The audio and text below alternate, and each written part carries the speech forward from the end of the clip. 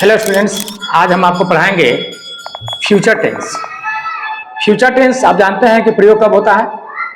जब हमें भविष्य में होने वाली घटनाओं को अंग्रेजी में अनुवाद करना होता है तो हम फ्यूचर टेंस का प्रयोग करते हैं। ठीक, जैसे राम बाजार जाएगा, सीता बाजार जाती रहेगी, राम बाजार जा चुका होगा, श्याम 2 घंटे से मैदान में खेलता रहेगा, इत्यादि जो सेंटेंस आता है ना, उसको अंग्रेजी अनुवाद करने के लिए हम लोग फ्यूचर टेंस का प्रयोग करते हैं। तो फ्यूचर टेंस कितने प्रकार का होता है तो देख लीजिए। नंबर 1 में आता है पहले simple future tense. Simple future tense, ठीक है, सिंपल फ्यूचर टेंस। उसके बाद दूसरा में कौन आता है? फ्यूचर कंटिन्यूअस टेंस, ठीक है। तीसरा में कौन आता है? तो फ्यूचर परफेक्ट टेंस, ठीक। और 4 नंबर में आता है फ्यूचर परफेक्ट कंटिन्यूअस टेंस, ठीक। ये हम चारों के आज पढ़ेंगे एक एक करके, ठीक। तो सबसे पहले हम किसको पढ़ लेते हैं? सबसे पहले हम ले लेते हैं जो है कि आपका ये सिंपल फ्यूचर टेंस, ठीक है। तो सर सिंपल फ्यूचर टेंस का प्रयोग हम कब करेंगे? तो देखिए, आपको हिंदी वाक्य को पहले पहचानना होगा। तो पहचान क्या है इसका? तो पहचान कह रहा है कि क्रिया के अंत में गा, गे और गी लगा रहता है, ठीक। गा, गे, गी लगा रहता है। जैसे मान लीजिए राम बाजार जाएगा। देखिए यहां पर जा जो है कि आपको क्रिया है और क्रिया के अंत में क्या है? गा लगा हुआ है, ठीक। वह खेलेगी, ठीक है। यहां पे देखिए क्या लगा हुआ है? क्रिया के अंत में गी लगा हुआ है, ठीक। तो अगर ये ऐसी सेंटेंस आ जाए तो सर हम उसे किस नियम पर अनुवाद करेंगे? तो सबसे पहले हम ले लेते हैं इसका अफर्मेटिव रूल। अफर्मेटिव को शॉर्ट में हम AFF लिखते हैं, ठीक है। अफर्मेटिव रूल क्या होता है कि पहले सब्जेक्ट ले लो, फिर आप शैल या विल में से कोई एक ले लो। शैल या विल में से कोई एक, भार्ब हमेशा 1 में रहेगा और उसके बाद क्या लेंगे? ऑब्जेक्ट लेंगे, है ना। ध्यान देना। अब सवाल आता है कि सर शैल का प्रयोग कहां करेंगे, विल का प्रयोग कहां करेंगे? तो चूंकि मॉडर्न इंग्लिश ग्रामर में तो चला गया है आपको मॉडल में, लेकिन अभी शैल का प्रयोग हम करेंगे आई और बी के साथ। यानी कि जब हमारा सब्जेक्ट मैं या हम लोग रहेगा तब हम क्या करेंगे? वहां पर शैल, यानी आई बी रहेगा तो हम क्या लगाएंगे? शैल। अब बाकी रेस्ट ऑफ जितने भी आपका जो है सब्जेक्ट है, जैसे ही हो, दे हो, यू हो, राम हो, श्याम हो, कोई भी हो, वहां पर क्या लगाएंगे? विल लगाएंगे। अब चलिए इसी नियम पर हम इसको अनुवाद करके देखते हैं कैसे बनेगा। तो सबसे पहले चाहिए सब्जेक्ट। तो बहुत विद्यार्थी कहते हैं कि सर हमको सब्जेक्ट समझ में नहीं आता है। तो देखो, सब्जेक्ट मतलब कर्ता, कर्ता मतलब काम को करने वाला। तो यहाँ काम को करने वाला जाएगा कौन? तो राम जाएगा, तो यहाँ पर हम लिख देंगे राम, ठीक। अब कह रहा है कि आप शैल विल में से एक ले लो। तो हम पहले बता दिए हैं, ना तो ये आई है ना तो बी है, ये राम है, 3rd पर्सन सिंगुलर नंबर है, तो हम क्या करेंगे? विल ले लेंगे। उसके बाद कह रहा है कि भार्ब बोल लीजिए।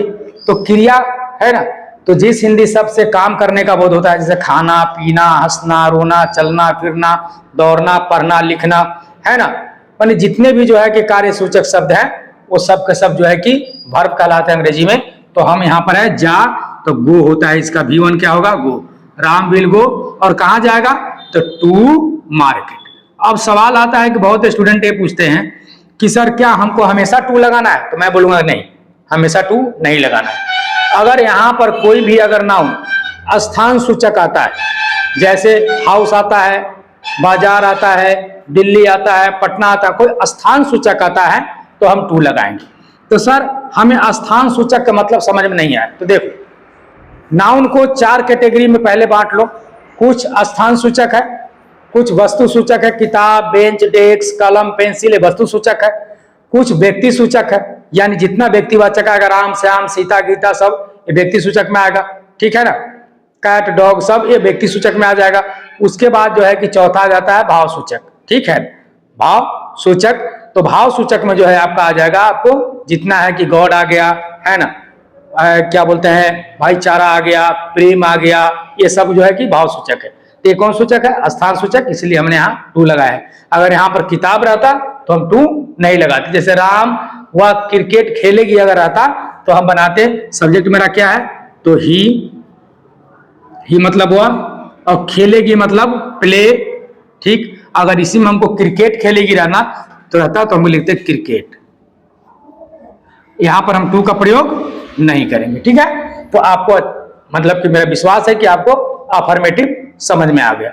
ठीक है, अब एक और बात है कि सर अफर्मेटिव नेगेटिव हमको समझ में नहीं आता है। तो अफर्मेटिव का मतलब है कि सकारात्मक, एफर्म से बना हुआ है। एफर्म मतलब होता है स्वीकार करना। ठीक, नेगेटिव मतलब नहीं का बोध होता है। इंट्रोगेटिव जब हम सवाल पूछते हैं, प्रश्न पूछते हैं तो उसे इंट्रोगेटिव कहते हैं। तो अब पता लग गया, अफर्मेटिव मतलब बताना। जैसे राम बाजार जा रहा है, हम हाँ कह रहे हैं कि हाँ जा रहा है। सीता खेल रही है, हाँ कह रहे हैं। सीता नहीं खेल रही है तो नेगेटिव है। और वही अगर हम लिखेंगे क्या सीता खेल रही है तो चला जाएगा इंट्रोगेटिव। ठीक है, अब आते हैं आपको हम अगला जो है कि नियम इसमें, तो अब आते हैं आपका हम नेगेटिव। नेगेटिव का ले लीजिए, तो नेगेटिव में के हम शॉर्ट में NEG लिखते हैं। आप समझ जाना कि नेगेटिव रूल है। तो नेगेटिव में सब्जेक्ट प्लस शैल या will plus not plus V1 plus object. तो आप बोलोगे कि सर क्या हमें सारा नियम याद करना पड़ेगा? तो मैं बोलूंगा कैसे मत करना। देखो, अफर्मेटिव कोई भी सेंटेंस का रूल हो, उसके एबी के बाद नोट लगाने से क्या करता है, नेगेटिव बन जाता है। एबी के बाद यानी कि एक्जुलेटिव वर्ब के बाद नोट लगाया जाएगा, नेगेटिव बन जाएगा। तो मान लीजिए यहाँ कि वह किताब नहीं पढ़ेगी। ठीक है, तो यहां पर बनाएंगे सब्जेक्ट मेरा कौन है, वह है। तो क्या लिखेंगे, सी यहां पर। तो सी क्यों लगाया, क्योंकि यहाँ पढ़ेगी है, स्त्रीलिंग सूचक जो है क्रिया है। तो सी के साथ क्या लगाएंगे, विल। उसके बाद क्या लगाएंगे, नॉट। क्यों लगाएंगे, क्योंकि मेरा नहीं है यहाँ पर। वर्ब कौन है, तो पढ़ना, तो क्या लगाएंगे, रीड। और क्या नहीं पढ़ेगी, तो ऑब्जेक्ट कौन है, किताब, तो क्या लिखेंगे, बुक। ठीक, तो हो गया कि she will not read a book. ठीक है, अब चलते हैं हम लोग सीधे इंट्रोगेटिव में। अगर आप लोग को कोई प्रॉब्लम होता है तो आप प्लीज हमें कमेंट बॉक्स में जरूर बताइएगा, हम उसका सोल्यूशन अगले वीडियो में लेकर आ जाएंगे। ठीक है, अब आते हैं इंट्रोगेटिव में। किसमें आते हैं, तो इंट्रोगेटिव में। इंट्रोगेटिव के शॉर्ट में हम लिखते हैं INT। क्या लिखते हैं, INT। तो INT के बगल में हम सिंपल लिख देते हैं, क्योंकि इंट्रोगेटिव के 2 फॉर्मेट है, एक WH, ठीक, एक होता है सिंपल। ठीक है ना, तो हम पहले सिंपल इंट्रोगेटिव पढ़ेंगे और उसके बारे में बताएंगे भी आपको। तो सिंपल इंट्रोगेटिव क्या है, तो पहले शैल विल को बाहर निकालेंगे। तो सर ऐसा क्यों होता है, तो किसी भी सेंटेंस का या किसी भी टेंस का इंट्रोगेटिव बनाने के लिए उसके एवी को बाहर निकाल लेते हैं। तो एवी बाहर निकाल लीजिए, एवी कौन था, तो शैल या विल। उसके बाद रेस्ट कितना बच गया, subject verb 1 plus object. Sign of interrogation लगाना मत भूलना। होता क्या है कि बहुत बच्चे साइन ऑफ इंट्रोगेशन क्या करते हैं, छोड़ देते हैं। अब थोड़ा तुम भी सोचो कि अगर जयमाला हो किसी को, और जयमाला पर अगर लड़की को पूरा सजा दिया जाए बढ़िया से, जो है कि अगर मेहंदी उहंदी लगा दी जाए, कपड़ा पहना, लहंगा चूड़ी सब पहना दिया जाए उसको, है ना, और उसको टकला छील दिया जाए, तो सोचो कितना खराब लगेगा। तो जिस तरह से वो लड़की खराब लगेगी, उसी तरह से यहाँ पर साइन ऑफ इंट्रोगेशन ना देंगे तो ये सेंटेंस खराब लगेगा। ठीक है, याद रखिए। अब आता है कि इसको अब हम एग्जाम्पल दे देते हैं। क्या वह आज खेलेगी। ठीक है, तो यहां पर हम क्या है, तो इसको बदले में हम शैल भी ले लेंगे। अगर किसी भी इंट्रोगेटिव सेंटेंस के शुरू में क्या लगा हो तो उसके सिंपल नियम पर बनाते हैं। किसको नियम पर, सिंपल नियम पर। तो क्या को हटाएंगे, तो शैल विल में से एक लेंगे। तो सर कैसे लेंगे, तो हम कहेंगे कि पहले यहां पर आप सब्जेक्ट को देखिए। अगर सब्जेक्ट यहां पर आपका जो है कि थर्ड पर्सन सिंगुलर यानी आई भी को छोड़कर अन्य कोई भी है तो आप विल लगाइएगा। तो क्या लगा देंगे, विल लगा दिए। विल के बाद हमारा सब्जेक्ट कौन है, तो सब्जेक्ट सर मेरा जो है कि यहां पर वह है, तो क्या लगा देंगे, सी, क्योंकि क्रिया स्त्रीलिंग क्या बोलते हैं, स्त्रीलिंग सूचक है। विल सी, है ना, go, will see sorry play I heart today, है ना। अब यहां पर एक और सवाल आता है कि सर क्या टुडे को हम लास्ट में ही लगाएंगे? नहीं, आप पहले भी लगा सकते हैं, लेकिन पहले टुडे लेते हैं तो आपको कॉमा दे देना होगा टुडे, क्योंकि पहला स्थान जो है हमेशा सब्जेक्ट का ही रहता है। लेकिन आप चाहते हैं कि एडवर्ब ऑफ टाइम को पहले लें, तो आप टुडे लिखकर, जैसे मैं बता दे रहा हूं, यहां पर हम लिख दिए टुडे, है ना, तो तुरंत हमको कॉमा इंसर्ट कर देना होगा। क्यों? क्योंकि कॉमा लगा देंगे तो टाइम अलग हो गया। आप यहां पर लिख देंगे विल सी प्ले, है ना, साइन ऑफ इंट्रोगेशन। बात समझ में आया? ठीक है। अब चलिए हम आपको ले चलते हैं WH सेक्टर में। ठीक, अब इसको मिटा देते हैं। अब आते हैं हम आपको सीधे WH। तो यहां देखिए, इंट्रोगेटिव तो रहने देंगे और यहां पर हम दे देंगे WH। क्या दे देंगे? WH। तो सर ये WH समझ में नहीं आता है। ठीक, ये WH होता क्या है?